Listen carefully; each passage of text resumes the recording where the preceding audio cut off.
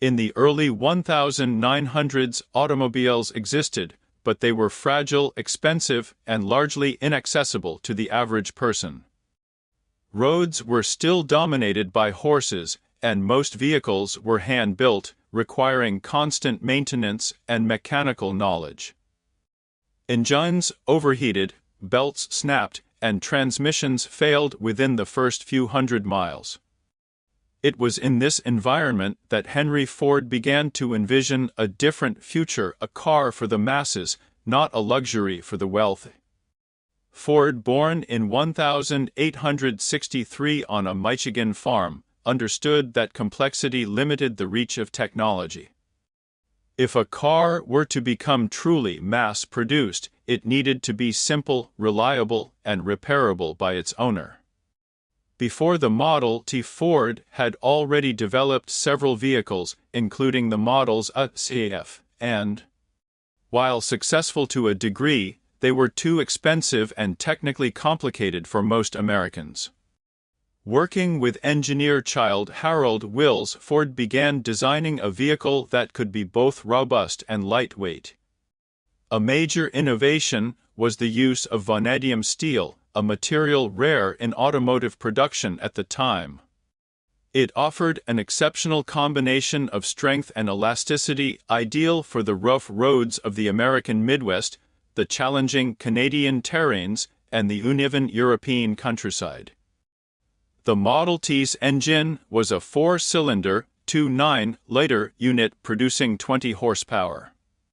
By modern standards modest, it was sufficient for climbing hills, towing small loads, and achieving speeds up to 40–45 miles per hour, impressive for the unpaved roads of the era.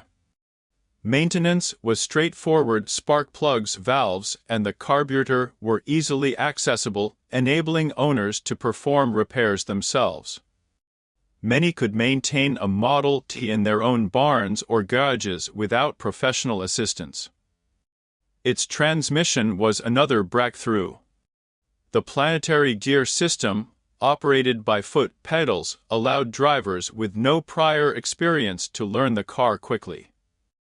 In contrast, many European vehicles required manual coordination of multiple levers, including ignition timing controls.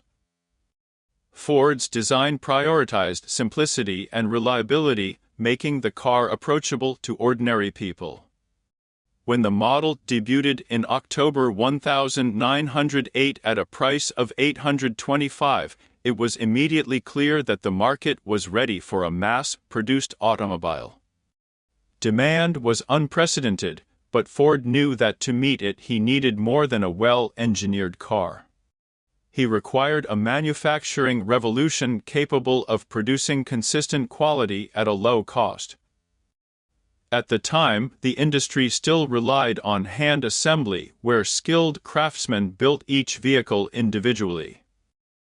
Custom fitting and prolonged assembly times made cars expensive and production slow. Ford's vision demanded a radical departure from these methods, leading to the creation of the moving assembly line in 1913 at the Highland Park plant.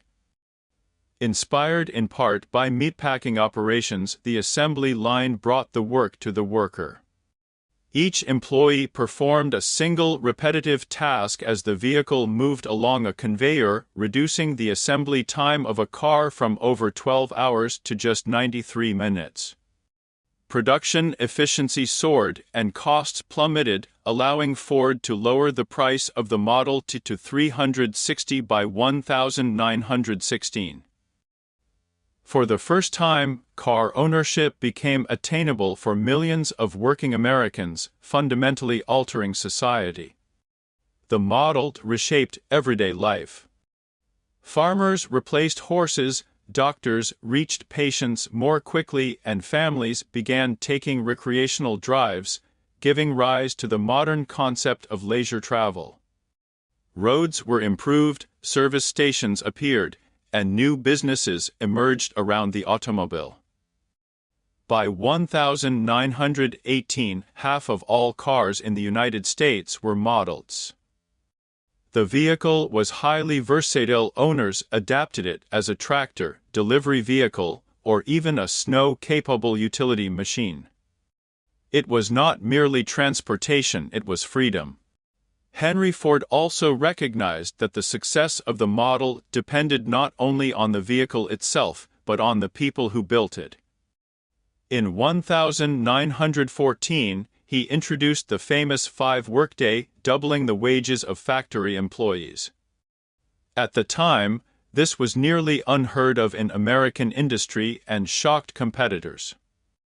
The move was strategic as much as it was progressive. Higher wages reduced turnover, increased productivity, and most importantly enabled workers to afford the very cars they were producing.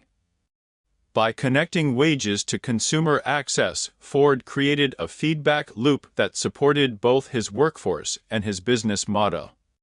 This policy also laid the groundwork for the emerging American middle class, offering ordinary people economic opportunities previously unavailable. As production scaled, the Model T's reputation for durability and versatility spread worldwide. Ford established factories in Canada, England, Germany, and beyond, ensuring that assembly and parts were localized for different markets.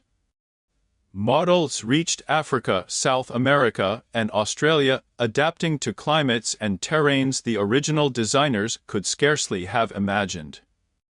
In Australia, for instance, many were converted into early utility trucks to handle farm work, while in rural Africa they became essential tools for commerce and communication. Across the globe, the car proved itself simple to maintain and remarkably robust. It was often said that a Model T could be repaired with a hammer, some wire, and ingenuity, a testament to the practicality of Ford's design philosophy. By 1925, more than 10 million models had been produced, making it the best-selling automobile in history at that point. By 1927, when production ended, over 15 million had rolled off the line, a figure unmatched until Volkswagen's Beetle achieved similar mass-market success decades later. Yet, despite its unprecedented popularity, the Model T's dominance was not permanent. By the mid-1920s, competitors such as Chevrolet and Dodge introduced vehicles with electric starters, improved suspension systems, and more stylish bodies. The automotive market had matured, and consumer expectations were evolving. Henry Ford, steadfast in his belief that the Model T was sufficient as it was initially, resisted these changes. He famously remarked, "Any customer can have a car painted any color that he wants so long as it is black," a reflection of his commitment to simplicity and efficiency over aesthetics. While this approach preserved production uniformity, it also left Ford vulnerable to competitors who were willing to innovate more rapidly. Ultimately, the decision to maintain the Model T in its original form delayed Ford's adaptation to the changing market. Despite these challenges, the Model T's influence on society was profound. It changed the geography of cities and towns, creating demand for new roads, bridges, and infrastructure. Gas stations and repair shops proliferated, and the American landscape itself evolved in response to this new mode of transportation. The car also reshaped social life. Families could travel further for leisure, rural populations gained access to urban markets, and the speed of commerce increased dramatically. Ford had not merely built a car, he had engineered a transformation of everyday life. The Model T also left a lasting impact on global manufacturing practices. The assembly line and mass production techniques pioneered by Ford were studied and adapted worldwide, influencing industries far beyond automotive. Steel, glass, rubber, and oil sectors all grew in tandem with the Model T, creating an industrial ecosystem that would define the 20th century. Moreover, Ford's model demonstrated that industrial efficiency could be coupled with social policies such as fair wages and employment stability, producing both economic and societal benefit. While other manufacturers introduced vehicles with more comfort, higher performance, or luxurious appointments, none achieved the ubiquity or cultural impact of the Model T. Its design principles, simplicity, durability, and affordability remained benchmarks for decades.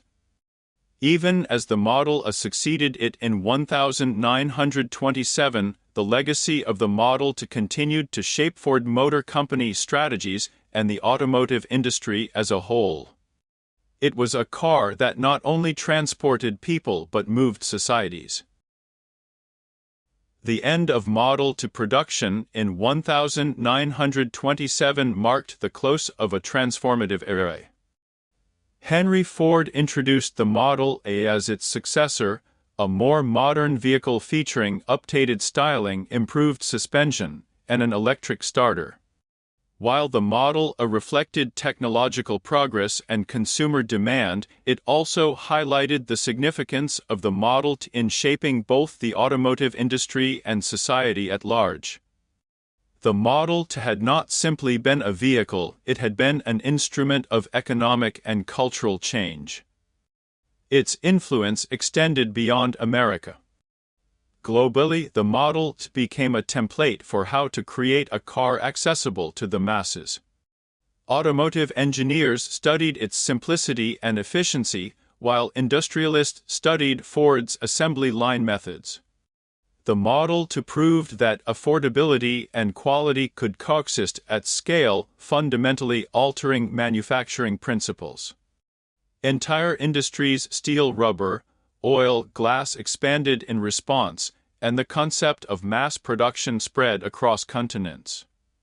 Ford's vision demonstrated that technological innovation, when paired with intelligent production methods and fair labor practices, could elevate society as a whole. The cultural impact of the Model T cannot be overstated. It redefined mobility for rural and urban populations alike. Farmers could transport goods to market more efficiently, doctors reached patients more quickly, and families experienced travel and leisure in ways previously unimaginable.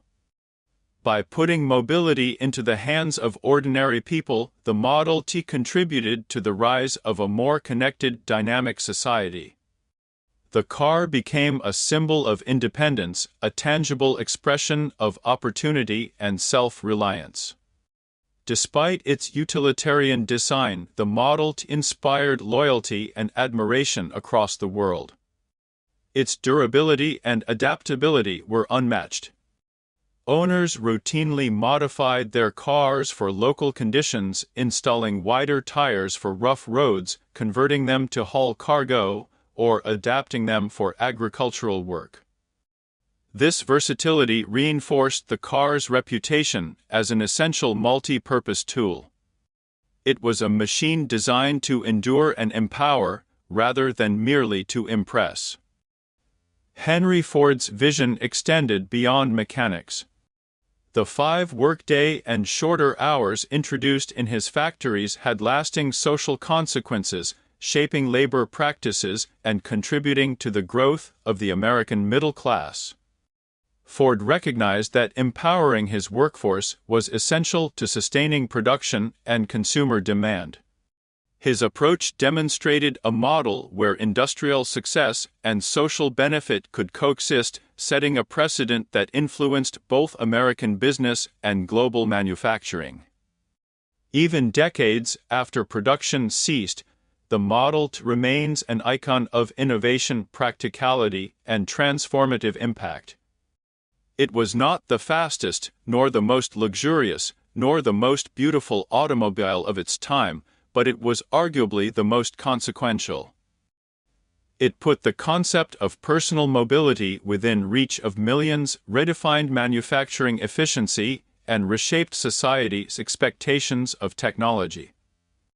More than a century later, historians, engineers, and enthusiasts continue to study the Model T, not merely as a car, but as a symbol of ingenuity, foresight, and the power of accessible innovation.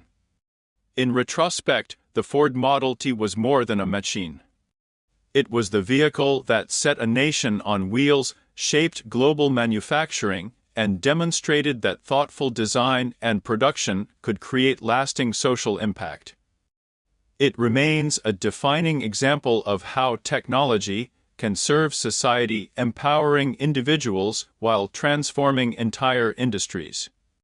The Model T's legacy endures, a testament to Henry Ford's vision and the profound influence of a simple, well-engineered automobile. Its story is not only a chapter in automotive history, but a cornerstone of modern industrial civilization.